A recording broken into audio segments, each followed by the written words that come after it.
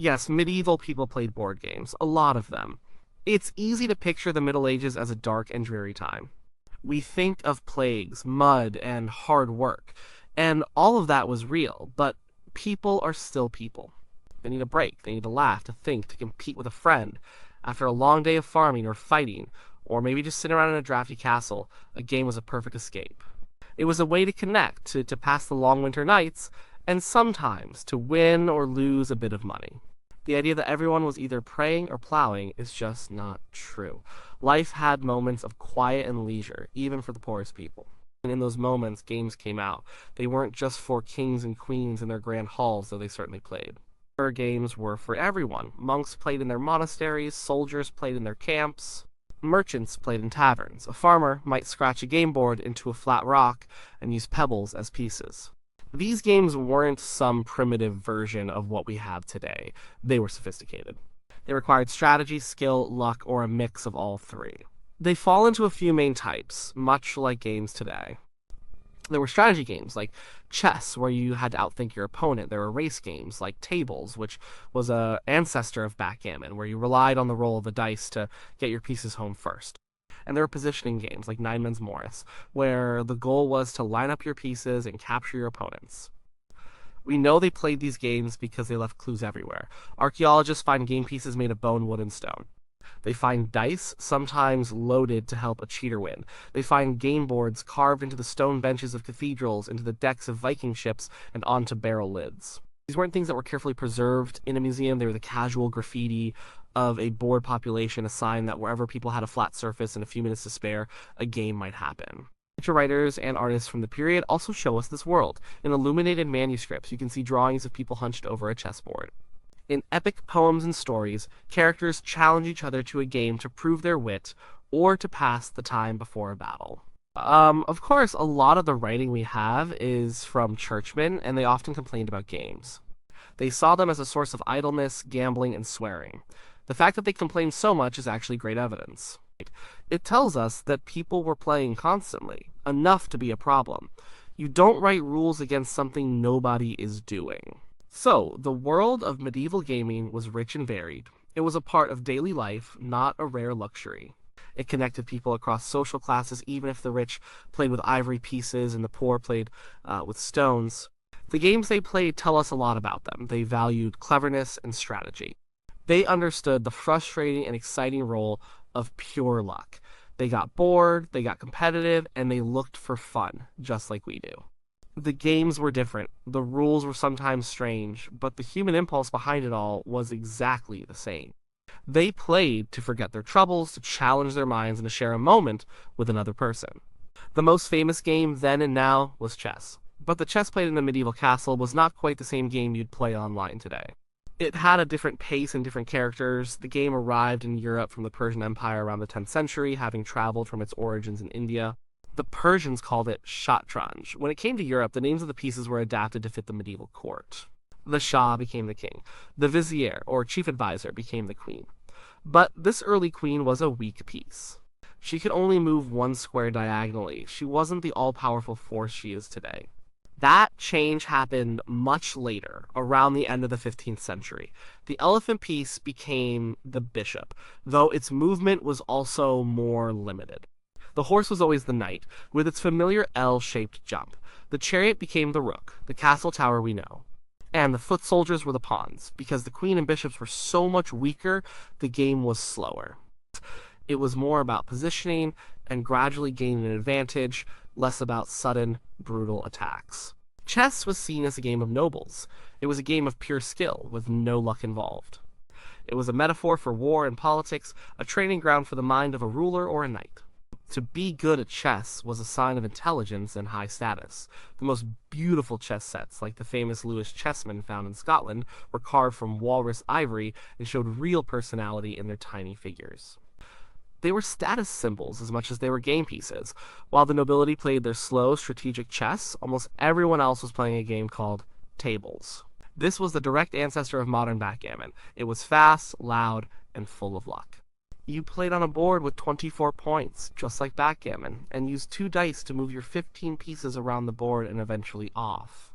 Because it involved dice, tables was all about chance.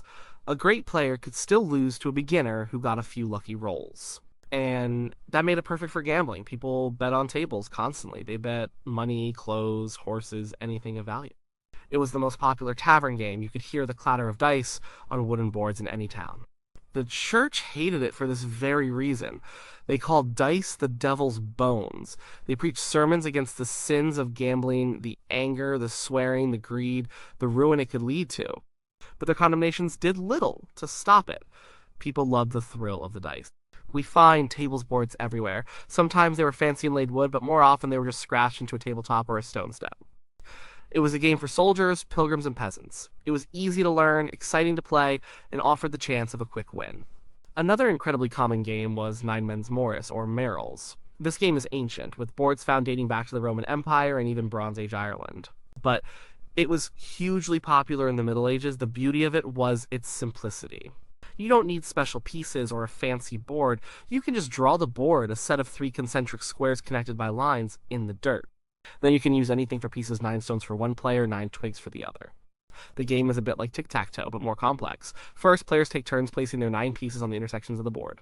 If a player gets 3 of their pieces in a row, called a mill, they get to remove one of their opponent's pieces from the board. Once all the pieces are placed, players take turns sliding their pieces from one point to an adjacent empty one. The goal is still to form mills and remove your opponent's pieces. You win when your opponent is down to only 2 pieces because they can no longer form a mill, or if they are blocked and cannot make a legal move. It's a pure strategy game, like chess, but much more accessible. It was the kind of game 2 shepherds could play while watching their flock, or 2 monks could play to pass a quiet afternoon in the cloister. Its presence carved into the stone seats in so many English cathedrals like Norwich and Salisbury shows how widespread it was. Finally, there was a whole family of games that have mostly disappeared today, known as Tafel games. The most famous was Nefatafel, played by the Vikings. These games were interesting because they were asymmetrical. One player had a king in the center of the board, protected by a small number of defenders. The other player had a much larger force of attackers positioned around the edges of the board. The king side wins if the king can escape to one of the corners or edges of the board. The attackers win if they can surround the king on all 4 sides and capture him. There was no dice, it was all strategy. Nefatafel was a game of siege and escape, a reflection of the Viking world of raids and defenses. It required a completely different way of thinking than a symmetrical game, like chess, where both sides are equal. As chess became more popular, these older Tafel games faded away, but for a long time they were the ultimate test of strategy in Northern Europe. So, who's actually playing these games? The simple answer is everyone, from the king on his throne to the peasant in the field. But they play in different ways, in different places, and for different reasons. The social setting of a game was just as important as the rules. For the nobility, board games were a part of courtly life. A knight was expected to have many skills. He needed to know how to fight, ride a horse, and hunt. But he also needed to know how to compose poetry, play music, and play chess. Playing chess was a sign of a refined and strategic mind.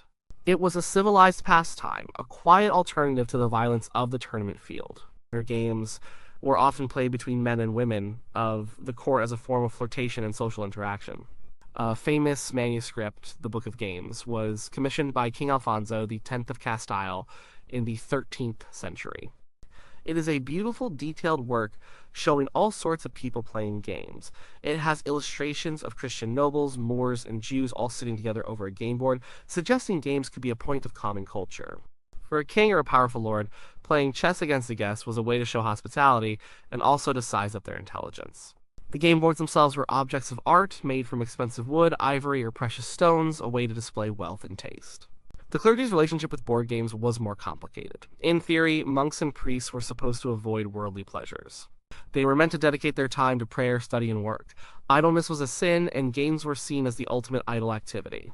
And church councils and bishops regularly issued rules forbidding the clergy from playing games, especially games with dice. They worried it would lead to gambling, arguments, and a neglect of their spiritual duties. But monks are human too. Monasteries could be quiet, boring places, and so they played. We know this because we find game boards scratched into the stone floors and seats of monastery cloisters. We also have records of monks being punished for being caught playing. They seem to prefer games of skill like chess or Nine Men's Morris, which were easier to justify as a form of mental exercise. But they certainly played tables too. There's a wonderful story about a bishop who came across two deacons playing chess and was so angry he struck one of them with the chessboard. The clergy were caught in a contradiction. They were the ones telling everyone else not to play, but they often couldn't resist a game themselves. This hypocrisy shows how deeply the desire for play is embedded in human nature, even for those who have sworn to renounce the world. For the vast majority of people, the farmers, artisans, soldiers, and laborers' games were a more rough and tumble affair. They happened in the noisy, smoky atmosphere of the tavern, in the barracks of a military camp, or during a break from work in the fields. The games of choice were usually the faster, luck-based ones. Tables was king here.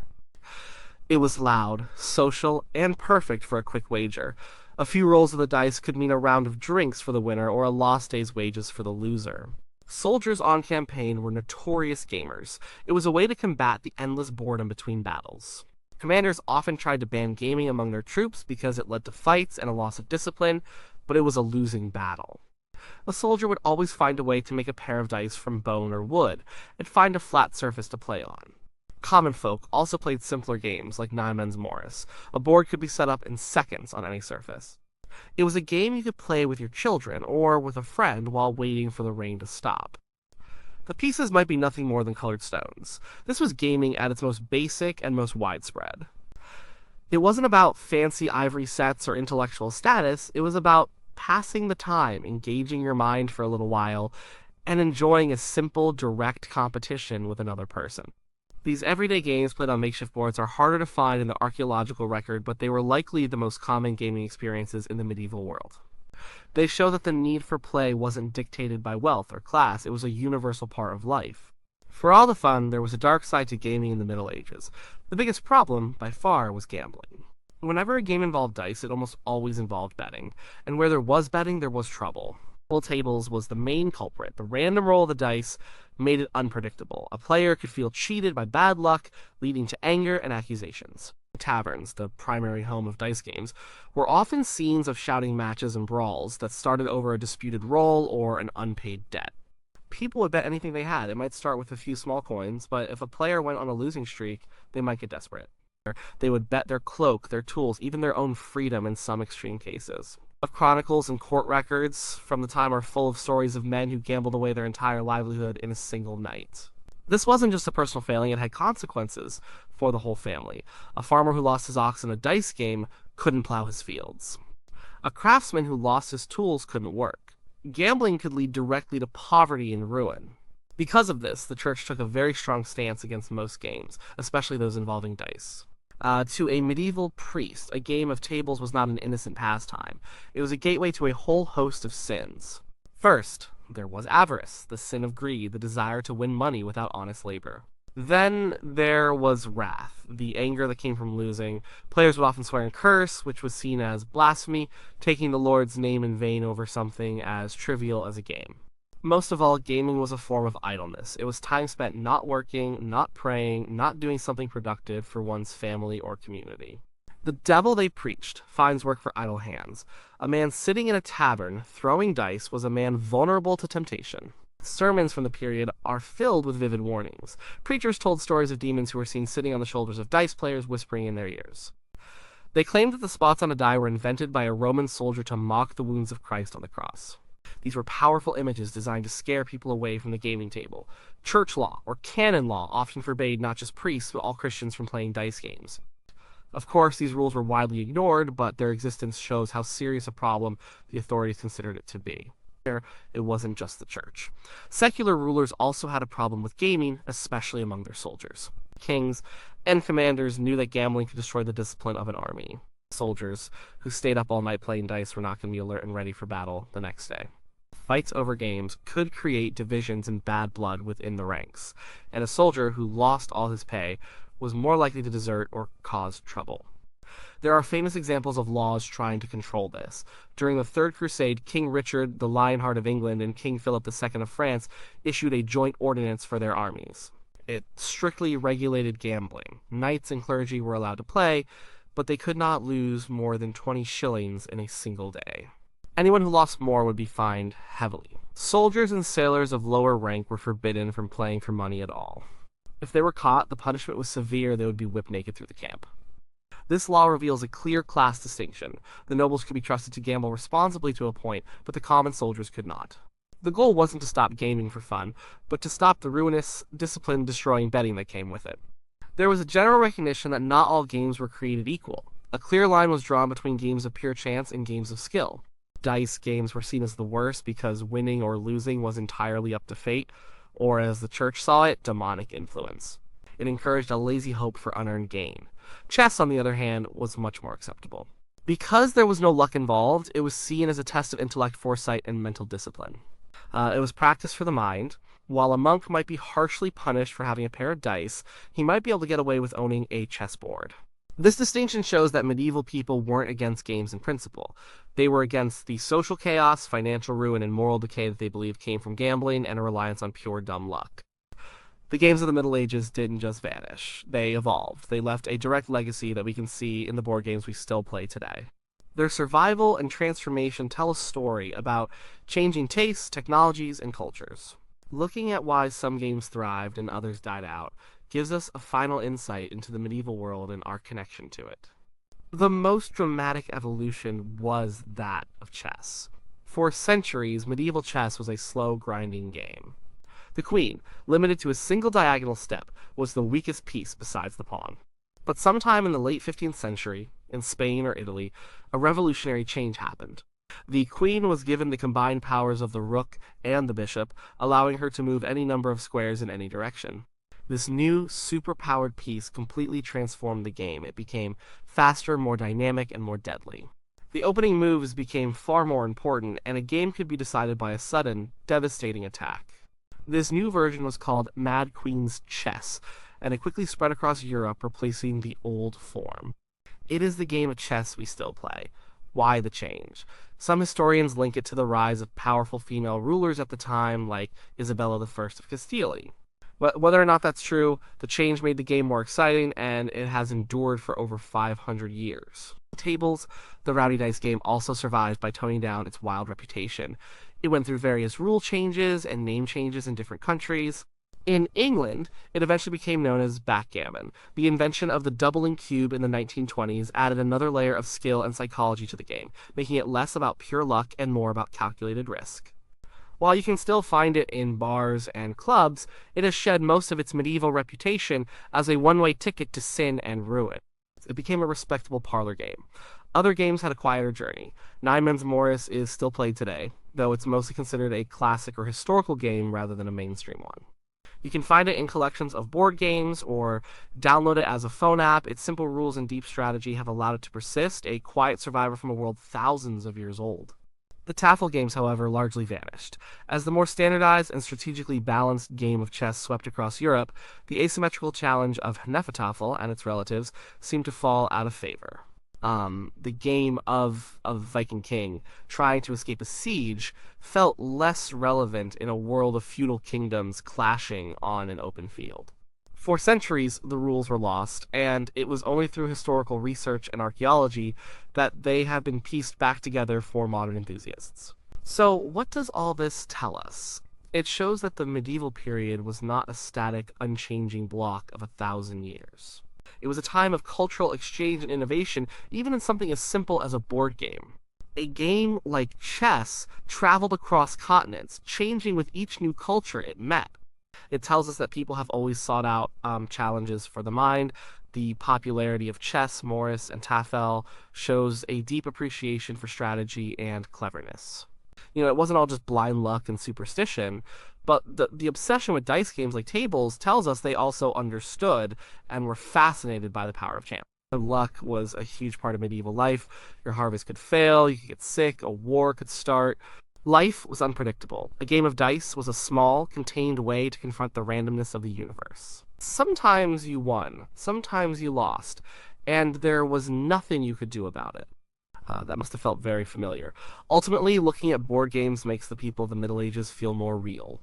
We can imagine a knight and a lady sharing a quiet game of chess, a way of communicating without words. So we can picture the roar of a tavern as a soldier makes a lucky roll at tables. We can see two friends scratching a Morris board in the dirt, concentrating intently on a game made of nothing but lines and pebbles. These aren't the one-dimensional figures we see in stained glass windows. They are people who felt boredom, excitement, frustration, and joy.